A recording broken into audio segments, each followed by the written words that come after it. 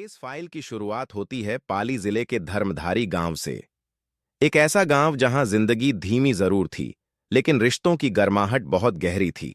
इसी गांव में एक साधारण से घर में जन्म हुआ खुशबू का, एक ऐसी लड़की जो बाहर से जितनी सिंपल दिखती थी, अंदर से उतनी ही स्ट्रांग और ड्रीम ड्रिवन थी।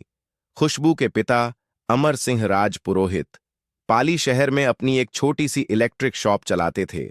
दिन भर की मेहनत, तारों और मशीनों के बीच गुजरता था उनका समय, ताकि परिवार की जरूरतें पूरी हो सकें। वहीं मां एक हाउसवाइफ थीं, जिन्होंने पूरे घर को संभाल रखा था। इस परिवार में खुशबू के अलावा एक और सदस्य था, उसका भाई इंद्रजीत सिंह राजपुरोहित। लेकिन अगर घर में किसी को सबसे ज्यादा प्यार मिलता था, तो वो थी खुशबू। घर की लाडली, हर किसी की फेवरेट, और वजह भी साफ थी। खुशबू न सिर्फ अपने पेरेंट्स की हर बात मानती थी, बल्कि बचपन से ही पढ़ाई में भी टॉप करती थी। उसका माइंड सेट बिल्कुल क्लियर था। She was focused, disciplined and बेहद इंटेलिजेंट। जब उसे गांव के पास के स्कूल में एडमिशन मिला, तो हर क्लास में उसके नंबर बाकी बच्चों से अलग ही लेवल पर होते थे। टीचर्स उसे सिर्फ एक स्टूडेंट नहीं, बल्कि एक एग्जाम्पल के तौर पर देखते थे। वो कहते थे, अगर कुछ बनना है तो खुशबू जैसा बनो। और यही शब्द धीरे धीरे खुशबू के अंदर एक बड़ा सपना जगा रहे थे। लेकिन इसी बीच खुशबू का सपना बहुत क्लियर था। वो एक गवर्नमेंट टीचर बनना चाहती थी। लेकिन ये सिर्फ एक जॉब नहीं थी उसके लिए, ये उसका मिशन था। वो उन बच्चों को पढ़ाना चाहती थी जिनकी आवाज समाज में कहीं दब जाती है, जिनके पास सपने तो होते हैं, लेकिन उन्हें पूरा करने का रास्ता नहीं होता। अपने इसी मिशन को पूरा करने के लिए खुशबू ने अपनी शुरुआती पढ़ाई पाली से ही पूरी की, फिर ग्रेजुएशन किया, और उसके बाद पोस्ट ग्रेजुएशन। हर स्टेप पर उसने खुद को प्रूव किया, और फिर उसने बीएड की पढ़ाई शुरू की, ताकि वो ऑफिशियली टीचिंग फील्ड में एंटर कर सके। दिन रात की मेहनत, एंडलेस प्रिपरेशन और स्ट्रांग डिटर्मिनेशन के बाद आखिरकार खुशबू ने अपनी बीएड की डिग्री भी हासिल कर ली। अब वो सिर्फ एक स्टूडेंट नहीं थी, वो अपने सपने के बहुत करीब पहुंच चुकी थी। घर के कामों के साथ साथ वो गवर्नमेंट टीचर एग्जाम की तैयारी में जुट गई। उसके लिए हर दिन एक चैलेंज था, लेकिन उसने कभी हार नहीं मानी। उसका मानना था, एजुकेशन ही वो हथियार है जो समाज को बदल सकता है। वो सिर्फ एक हाउसवाइफ बनकर नहीं रहना चाहती थी। She wanted her own identity, एक ऐसी पहचान जिसे लोग उसके नाम से जाने। और अब ऐसा लग भी रहा था कि उसका सपना धीरे धीरे रियलिटी में बदल रहा है। लेकिन खुशबू सिर्फ पढ़ाई में ही नहीं, बल्कि अपने नेचर में भी उतनी ही खूबसूरत थी। उसकी स्माइल, उसका हंसमुख अंदाज हर किसी का दिल जीत लेता था। मोहल्ले में, दोस्तों के बीच, और यहां तक कि पड़ोसियों के बीच भी वो एक पॉजिटिव वाइब की तरह थी। वो हर किसी से प्यार से बात करती थी, बुजुर्गों का सम्मान करती थी, और यही वजह थी कि हर कोई उसकी तारीफ करता था। परिवार में भी किसी को उससे कोई शिकायत नहीं थी। पेरेंट्स से लेकर भाई तक, हर कोई उसके साथ खड़ा था। उसका भाई अक्सर कहता था, दीदी तू बस पढ़ाई कर, तेरे सपने को पूरा करना मेरी जिम्मेदारी है। और ये शब्द खुशबू के लिए किसी मोटिवेशन से कम नहीं थे। समय धीरे धीरे आगे बढ़ता रहा, और देखते ही देखते खुशबू 29 साल की हो गई। अब उसके पेरेंट्स को लगने लगा कि शादी का सही समय आ चुका है। राजपुरोहित समाज में बेटियों की शादी ज्यादा देर तक टाली नहीं जाती, और यही सोचकर उन्होंने उसके लिए रिश्ते देखने शुरू कर दिए। और फिर एक दिन किस्मत ने दरवाजा खटखटाया। खुशबू के लिए एक रिश्ता आया, हर्षित सिंह का। हर्षित सिंह का परिवार पाली जिले के पिलोवनी गांव का रहने वाला था, लेकिन बाद में जोधपुर शिफ्ट हो गया, जबकि हर्षित जयपुर में अपना सोलर पैनल का बिजनेस चला रहा था। पहली नजर में यह रिश्ता बिल्कुल परफेक्ट लगा। पढ़ा लिखा लड़का, खुद का काम, सिक्योर फ्यूचर। लेकिन खुशबू ने साफ कह दिया, मैं शादी के बाद भी अपनी पढ़ाई जारी रखूंगी। हर्षित के परिवार ने तुरंत हामी भर दी। हम मॉडर्न लोग हैं, उसकी पढ़ाई में पूरा सपोर्ट करेंगे। यहीं एक भरोसा बना, जो आगे चलकर सबसे बड़ा सवाल बनने वाला था। साल 2022 में दोनों की शादी हो गई, पूरे रीति रिवाज और धूमधाम से। पिता ने अपनी हैसियत से बढ़कर सब कुछ दिया, जेवर, कैश, फर्नीचर, हर वो चीज जो एक नई जिंदगी के लिए जरूरी थी। खुशबू जोधपुर के महामंदिर इलाके में ससुराल आ गई। और धीरे धीरे घर संभालने लगी। शुरुआत के कुछ महीने सब कुछ नॉर्मल था, ऑलमोस्ट परफेक्ट। हर्षित जयपुर में रहता, लेकिन रोज बात करता, बीच बीच में मिलने भी आता। खुशबू भी घर वालों को यही बताती रही, सब ठीक है, सब बहुत अच्छे हैं। और इसी सब ठीक है के पीछे असली सच छुपा रह गया। 3 साल बीत गए। फिर आता है 21 अक्टूबर 2025, दोपहर करीब 12:30 बजे। इंद्रजीत के फोन पर हर्षित का कॉल आता है। घबराई आवाज, खुशबू ने कुछ खा लिया है, हालत खराब है, जल्दी आओ, लेकिन अकेले आना। ये सुनते ही इंद्रजीत सीधे जोधपुर के मथुरा दास माथुर हॉस्पिटल पहुंचता है, जहां उसकी बहन वेंटिलेटर पर होती है। डॉक्टर बताते हैं शरीर में जहर का असर बहुत ज्यादा फैल चुका है, हालत क्रिटिकल है और उसे अस्पताल लाने में भी देर हुई है।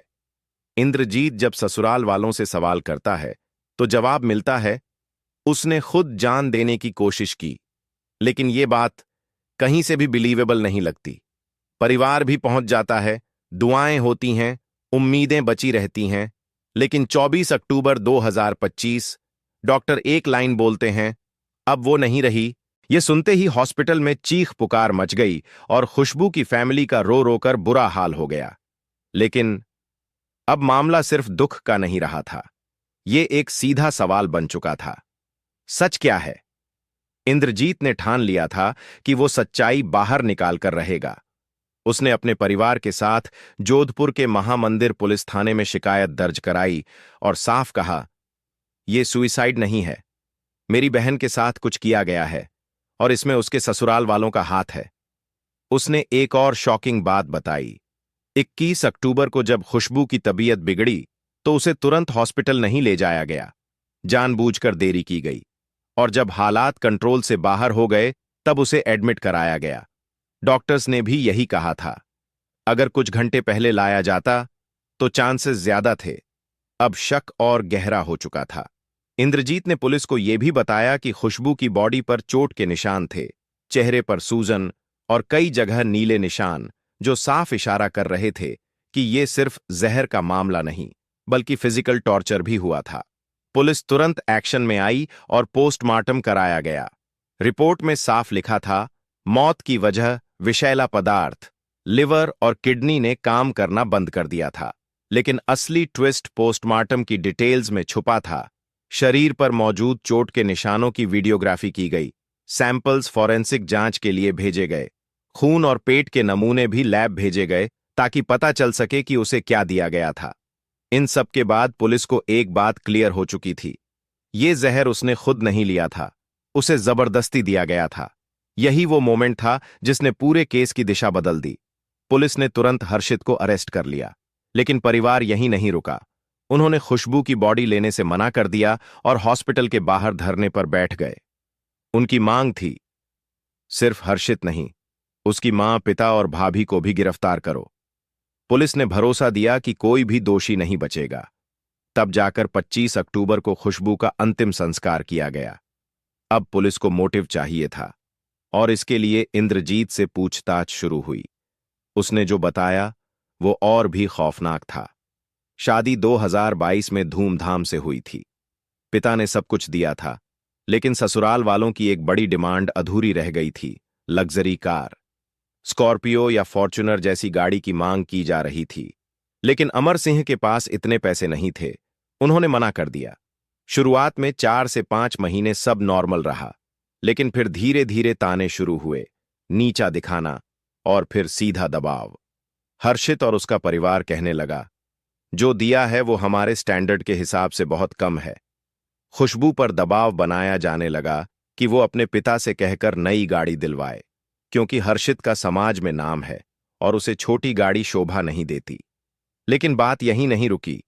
लाखों रुपए कैश की डिमांड भी शुरू हो गई। कभी पति के काम में घाटे का बहाना बनाकर, तो कभी घर के किसी नए खर्च के नाम पर खुशबू पर दबाव बनाया जाता था कि वो अपने मायके से पैसे लेकर आए।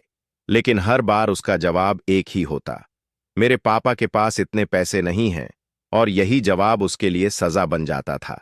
उसे ताने दिए जाते, क्या तेरे बाप ने हमें भिखारी समझ रखा है?